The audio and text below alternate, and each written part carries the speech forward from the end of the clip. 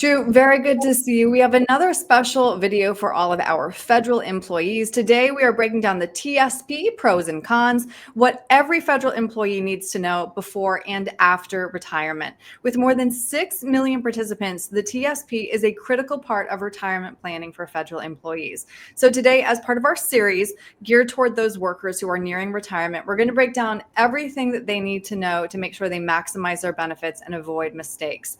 So we're going to break this video into two parts, the accumulation and the distribution phase. For the most part, the TSP is a decent way to save for retirement, but it doesn't give you a lot of investment options. Can you explain, please?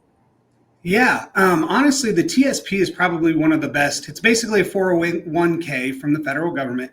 It's probably one of the best ones out there. You have very high contribution limits, and you've got these funds here that kind of simplify your options. Just explain them real quick. You've got the G fund that's basically a money market. You've got the F fund that is like a bond index. The C fund is an index, basically the S&P 500. The S fund is small caps. And the I fund is international. And you basically get more aggressive to the further right you go in this chart.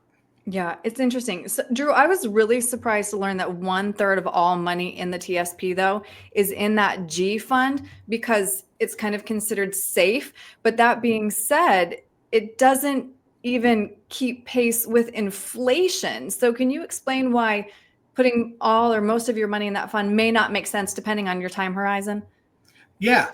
And the reason why so many people are in it is what you're defaulted to. So if you've never had a meeting with anybody or talked to anybody about your TSP, you're automatically in that G fund. It is safe, but you're losing to inflation. And everybody knows how the costs of things are continually going up. And as you can see in this chart here, the light blue line is basically your C fund, the S&P 500. The dark blue line is basically your F fund, so bonds.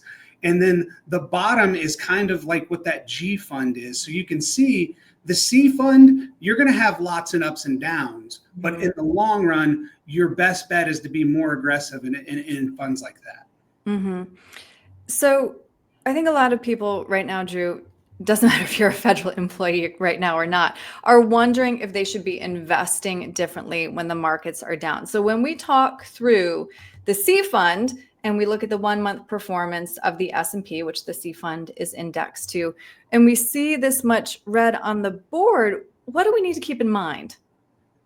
I would say one of the biggest things is making sure that you are invested specifically in what you're most comfortable with and what your risk tolerance is. I know a lot of people have kind of the TSP gurus in maybe the office that they go and talk to, and they try to kind of have you invest how they're doing. There's good and bad to that. I'd say the worst is when you have times like this, you get really nervous of what all is happening, and it can cause you to make some rash decisions. And you might be getting out of that C fund when things are down because you're scared, and then you just locked in all those losses. And the G fund is not going to bounce back when the market comes back. Yeah, it's a lot to consider because, of course, being invested in the market is generally the best way to build wealth, but it also comes with more risk. So I'm glad we got to talk that through. One question I saw coming up a lot is, what do federal employees need to know about the Roth option in their TSP? So the Roth option of your TSP is a great option.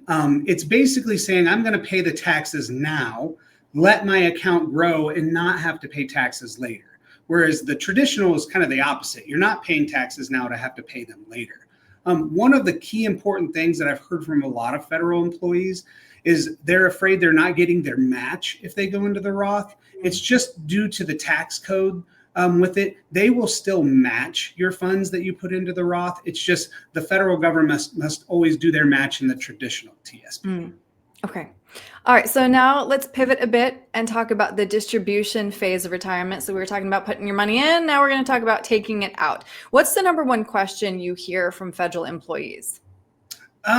It's basically the big retirement question everyone's asking, and especially federal employees right now with all that's going on, is do I have enough money to retire? Yeah. And that's really a hard thing to answer because there's a lot of different factors that go into it. And the other thing is your TSP the only thing you have for retirement, or do you have other things as well? That's why it's probably a good idea to be looking at a whole retirement plan. Not just your TSP. That's just a retirement account. That's not a plan. So that would be a good time for you to look at getting a retirement plan so that you can figure out how everything's going to work together and what retirement would look like. Also, having a holistic financial plan accounts for taxes too, which brings us to our next question. Some of the most common mistakes you see when it comes to taking distributions from those TSP accounts. Yes. So one thing people don't understand is when you take your money out of the TSP, you are always going to have 20% tax taken out, no matter what tax bracket you're in. Okay. Now the government will try to at tax time kind of rectify that and get it right. But I don't think you really should be paying taxes that you don't have to at that time, because it could make your account go down quicker.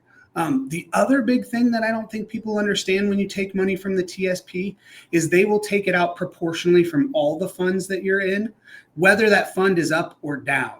So you could be selling stocks when they're down, when it would be more beneficial for you to take them out of a different fund at a different time. And you're only allowed one of those a month, one distribution per month. Wow. Right. And then again, if you are invested in that C fund and tapping your TSP for those distributions, as you mentioned earlier, you're kind of locking in your losses. Yes. Yeah, that is a big risk. Okay, so I want to talk through TSP annuities, because there is one specific kind of annuity that is heavily marketed to federal workers, but it may not be the best option for everyone. Yeah. So the big confusion is people need to know is there's immediate annuities and there's deferred annuities.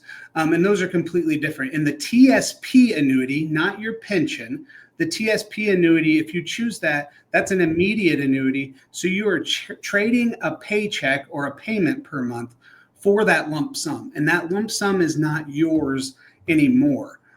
So you're kind of taking a big risk if you do that, because then you might not have the lump sum to pass on if you were to pass early.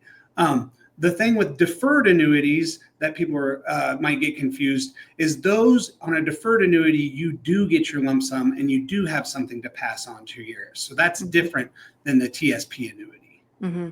And I think it bears repeating, Drew, that the government may be marketing something to federal employees that might not be in their best interest. The government is not your advocate in this scenario. Yes. And I think a lot of people don't realize that the TSP is actually ran by BlackRock, which is a private company that has a contract with the government. And a lot of the government benefits that you have are actually private companies that are just under contract with the federal government to carry those out. So there's always that negotiating. And with them being a private company, they're looking for profit as well. Right. So brass tacks, if I'm a federal employee who's nearing retirement, what do I need to be keeping in mind? And how can I better prepare for retirement to ensure that I don't run out of money? Yeah, so time is always your best friend. It's never too late to plan, but the sooner that you plan, the better. And I really feel like, especially if you're getting close to retirement, and when we work with a lot of people with their TSP, one of the common things we see is when you turn 59 and a half, you're able to roll that TSP out into your own individual IRA. And the advantage of that is you get far more options than just those basic funds that you have. And then you can really customize your account to specifically what you want it to do in retirement, instead of just kind of going along for the ride as the stock market goes all over the place. You can specifically get it to weather that storm and not have to worry about it going into retirement whenever you need those funds. And then again, just to remind everybody, Drew, this is your world. You live here, and you have a dedicated tab on millardfg.com for federal employees. What else can they find here? Yeah, so you've got some resources that you can go to. There's a spot where you can actually click and schedule an appointment if you just want to talk about some things and get some advice about your TSP and talk more about what a retirement plan would look like for you. Right. I mean, this is so very dense. I'm very grateful for your time today, Drew, to break this down with me. If somebody does want to schedule an appointment or just, go to that tab and learn more about this on their time, how can they do that? So they can go to our website. There's that tab there. You can also email me if you'd like. And then you can also call our office here. It's 260-488-8300. All right, Drew, thank you so much for your time today. I really appreciate it. Thanks so much for having me, Erin.